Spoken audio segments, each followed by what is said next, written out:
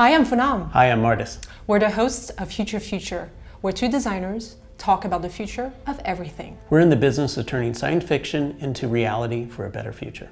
And today, we're going to talk about the future of work.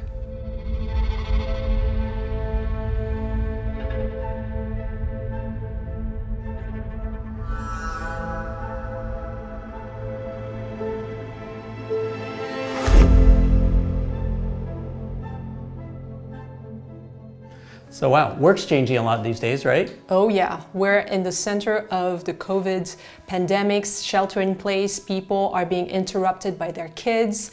We cannot be in the presence of other human beings. We need to talk to, flat screens, and it's exhausting. But honestly, it started long before that. People have been talking about like changes to their job, changing to industries, technologies, whatnot, forever. And we need to be honest, like your grandfather, grandmother's jobs are not here anymore. You're not going to spend your whole lifetime working on the railroad or working on some sort of, project or entity just to retire. People typically change jobs on a regular basis and oftentimes have to go through many switches in sort of how technology works and how they work in the industry. And one of the questions that we get a lot during the interviews that we're involved with is, well, I have this job right now that I went to college for, and I see that 5-10 years down the line, my job might be replaced by AI or a robot. Like, what do I do?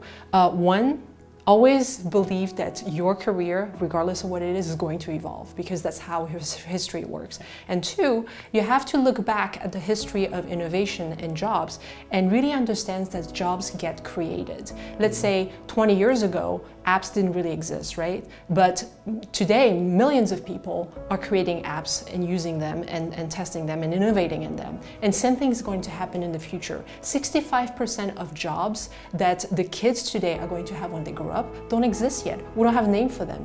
We don't know what they are. So look forward to those.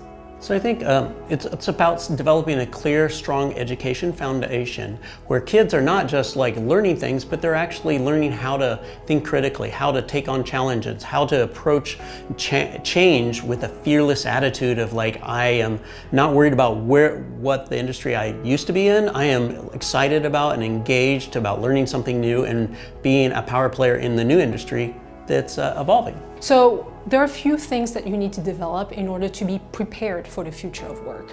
And we're going to break it down to about four categories. Number one is critical thinking. You cannot change jobs or adapt to different aspects of a job within an organization, whether it's a small startup or a very large corporation, if there's no critical thinking. You have to walk into a room and understand what people are saying, even if they're speaking different languages, and really push the right ideas forward and retain the bad ideas. And that is how people are going to trust you into evolving into the next step of your career. And that brings up communication. So now with the COVID pandemic, we're all living through screens. We're all socially distancing and things like that. And communication is more valuable than ever. And how we communicate has changed quite a bit. You have to be very honest, very clear in your intention, and not only read the room, but read the screen now. And let's not forget about technology. Right now, we're all on our laptops or iPads, and looking at each other's flat version and having like very limited communication. But let's not forget about AR, let's not forget about VR, XR, all those very immersive technologies that can help us really feel like we're in the presence of others while staying safe and away from each other. For instance, we're working with companies now that allow us to all enter a room together, whether through a VR rig or through a computer or something a little more down to earth than most people have, and actually collaborate in a very similar environment to sitting next to each other and collaborating. And it's actually really cool and surprisingly easy. So we're kind of getting there. Next, what's important is to create safe and healthy work environments. So that can engage with the way an office is designed, the space in between people, whether they're introvert or extrovert, right? It can talk about the way people communicate with each other, and get information from each other in order to create great solutions. For example, in design, there are two skills that are extremely important. We're typically taught to have one skill.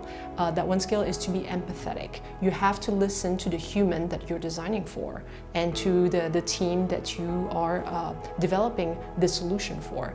But another aspect that's equally as important is the opposite, the sociopathic aspect of design. You have to be able to be in front of a situation, divorce yourself from it, and really observe objectively what's going on so you can actually pull out nuggets that are very, very innovative.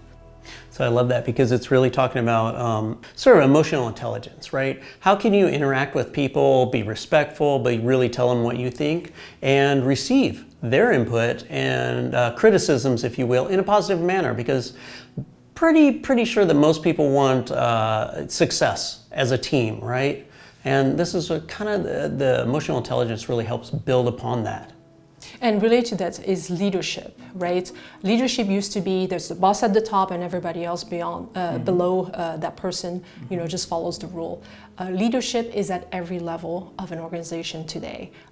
Good companies understand that. They understand that people from the internship level all the way to the CEO have an opportunity to express leadership. Leadership means that you open yourself to ideas, to what people have to say. You connect the dots together and you innovate together, right? No great idea comes from one person and one person only. I'd take it to the next level because right now what we're dealing with is, again, with the pandemic, is we're all looking at these screens, and how do you work with leadership, whether you are the leader or you're following leadership. This sort of barrier, this glass barrier between us has really caused a lot of interesting discussions. And I think it really puts everyone in the organization in a role of being very proactive and having ownership in their project and their ideas, and really sharing these, as we said earlier, sort of in a positive manner that elevates the community as a whole.